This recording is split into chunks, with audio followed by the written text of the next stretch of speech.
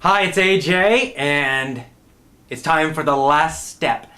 Step number 7. Of course, I told you at the beginning, there are 7 essential steps for change and leadership, and this is the last step. This is the one that kind of cements the change. It makes the change permanent, long-lasting, so that it becomes a part of your life and not just something that you do and then it goes away again. Right? A lot of people experience this where you make some big change in your life and maybe you even keep that change for a week or 2 weeks or something like that, and then it just sort of goes away and you go back to the old behavior again. It's really common. It's common, for example, with health. I used to do this all the time with eating sugar. Right? I was kind of a sugar addict, and I would break it for a while, which is one of our steps, right? I would do a pretty good job of breaking it, but then I would find myself slowly but surely going back to eating sugar. And then, a couple months later, I'm right back to eating lots of sugar again, or sugary stuff. It was terrible. So this last step is what really makes you make that positive change, and then you got to make it strong so it's just part of you. So step number 7 is condition it. Condition it. Now, conditioning, or to condition, it has lots of different meanings, but in this case, we're using the meaning from psychology. And when we condition a belief or condition a behavior, it means we reinforce it. We make it stronger and stronger and stronger until it becomes automatic. So, for example, a very simple example, let's say from dog training, is you want your dog to sit, right? So the most effective way to make your dog sit, to teach your dog to sit, is you say the word sit, and the dog looks at you and doesn't know what the hell you're saying, because the dog doesn't speak your language. So after you say the word sit, you kind of put your hand on their butt and you kind of push it down, and you kind of raise up their other part, and you kind of push them into the sitting position.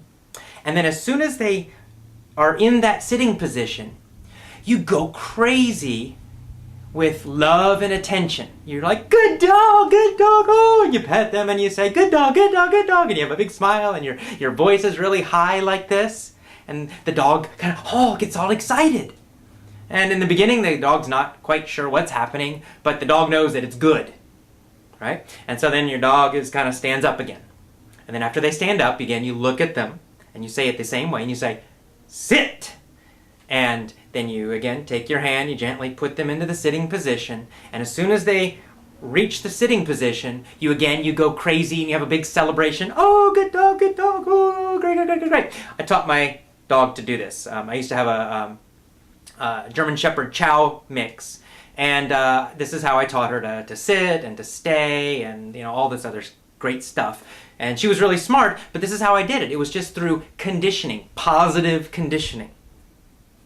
Right? Some people have the idea of like you spank their dog if it doesn't sit, and that's crazy. It doesn't work. But the way to make a behavior really stick and become permanent, to make a change become permanent, is you gotta reinforce it. You have to condition it, and positive conditioning is the best.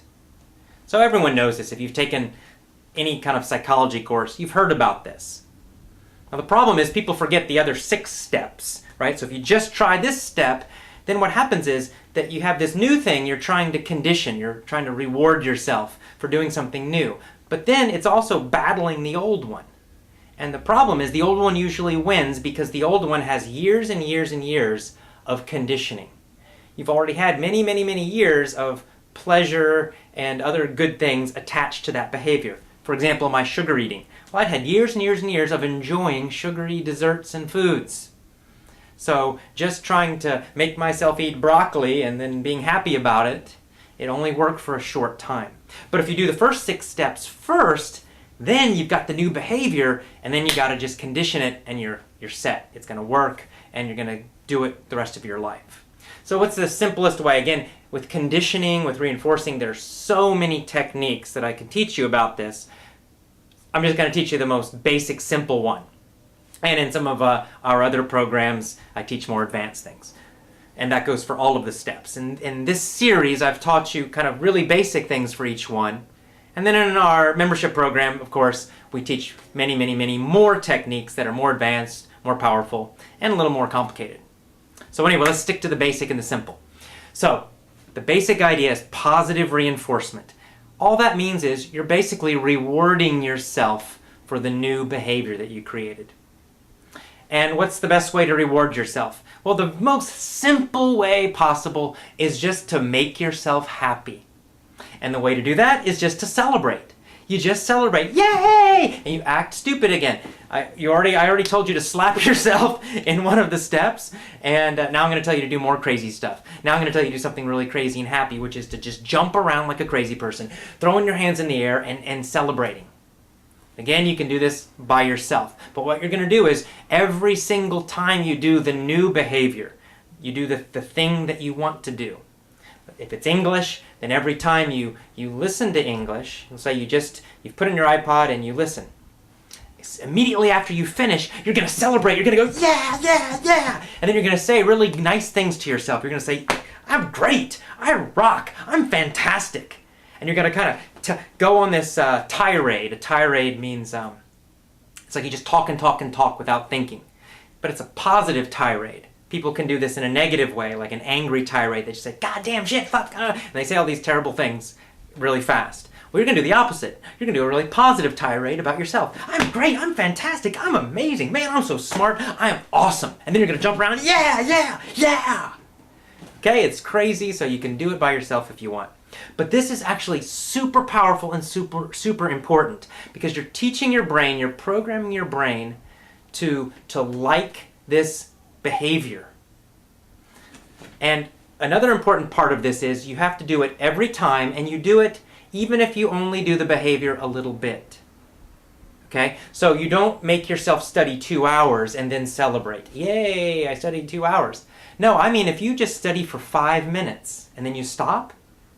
Some people will say, oh, it was only 5 minutes, and then they kind of punish themselves. They say, oh, God, I only studied 5 minutes. I only studied 20 minutes. And what they're doing is creating a lot of negative feelings and emotions. Those negative feelings and emotions are being attached to the behavior. So then you start to feel bad about studying. It's the exact opposite of what you want to do. So even if you only study 1 minute, you listen to 1 minute of English and then you quit, immediately celebrate. Yes, yes, I'm great, fantastic, look at this. I'm a great student, I just listened to English for a minute. I rock, I'm great. Of course, I rock means that I'm fantastic, it's slang. So you got to celebrate every time, even if you only do this new behavior a little bit. Even if you only do the change a tiny little bit. It doesn't matter. Let me give you a short example from my own life. When I go running, right, I wanted to start running again. I ran a couple marathons many years ago, and I wanted to get back into running and start running marathons again.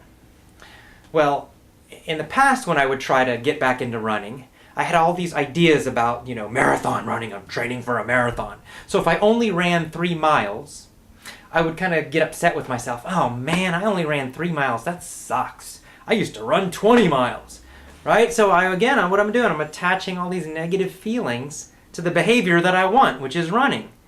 And soon I just would eventually stop running. Well, what I've done more recently is the exact opposite. Now I celebrate after every run. Even if I'm tired and I do a short run, I only run for 20 minutes or 30 minutes, just 3 miles. It doesn't matter. If I run for, 10 miles, it doesn't matter either way. At the end, I do this little celebration thing. And usually I try to make sure nobody's around looking at me. But I just do the little fist pump, that little Tiger Woods thing. I'll go, yeah, yeah. And I'll kind of jump around a little bit, yeah, yeah. And I'll just celebrate like I just kicked ass, I just did a great job. I went for a run, good job. And so this funny little thing, this little psychological trick, it just it changes something in my mind. It conditions my mind to think, and what's happening unconsciously is my mind thinks, running equals pleasure. Running equals happy. Running equals celebration. Running equals good.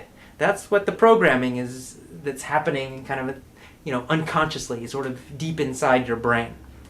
It's simple, but it's powerful, especially when you use it with all the other 6 steps first. And then the final thing is, you do your little behavior, just a little, even if you do it for 1 minute, 5 minutes, and then immediately you celebrate. The final thing is, just a few little tips to make this more powerful. the more emotion you use, the more effective this is. So if you celebrate a little bit, yay, yay, that was good, good job. Well, then you'll get a small reinforcement, and the effect will be just a little bit. It won't be very powerful. It'll be positive, but just a little positive. If you use a lot of emotion, like, yeah, yeah, yeah, wow, I rock, and you're just totally crazy about it, you pump your fist and you jump up and down and you scream and you really let yourself feel like strong feelings of happiness and celebration, that will create much stronger conditioning, much stronger reinforcement, which means the change will go deeper and be more permanent, and your improvement will be much faster. Okay, so more emotion equals better results. And that's it. That is step 7. I'll send you one more video just to kind of sum up, a conclusion video to review all of the 7 steps and to encourage you as you start to use them in your own life. You can start, of course, by using them to improve your English, but I hope you'll use them to make improvements in all areas of your life. Okay, so I'll see you for the next and final video. Have a great day. Bye-bye.